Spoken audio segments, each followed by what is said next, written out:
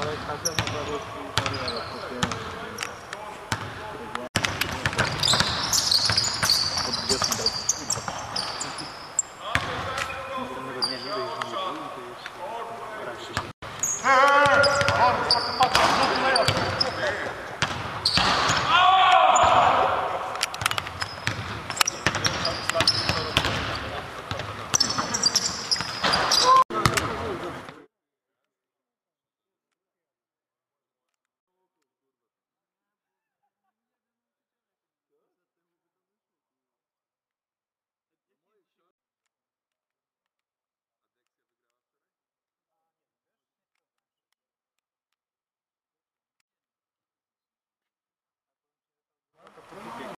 Mecz Tref i Asseco to będzie dla mnie szczególny mecz. Tak jak grałem w zeszłym roku w Poznaniu i w Wałbrzychu wcześniej, zawsze starałem się jakoś pokazać byłym pracodawcom, że umiem grać w koszykówkę i myślę, że to będzie podwójnie motywujący mecz.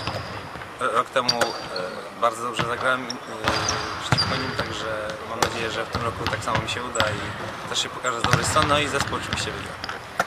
Obecność klubu kibica i dużej ilości kibiców będzie Wam pomagał w tym meczu? Myślę, że tak. Myślę, że będzie nam pomagał.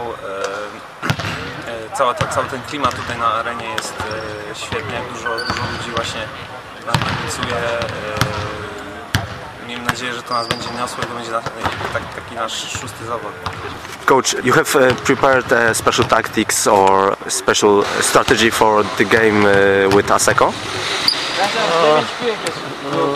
Of course, but it's not easy because Asseco played in Polish league, PLK, from the different schedules. Yeah, some players play in EuroLeague, some players play in that VTB league, and different play in Polish league. Yeah, but of course it's a special game from us, and we will be very focused, and we have to show our best game. How are the players? Are they healthy? Are they well? Will everybody play in this game with Asseco?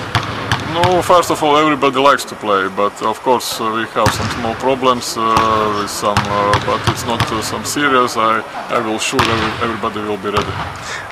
The fans, the yellow and black, will be the sixth member team of Tref Sopot. Our fans help a lot, always, and always we have good atmosphere in that new arena Ergo.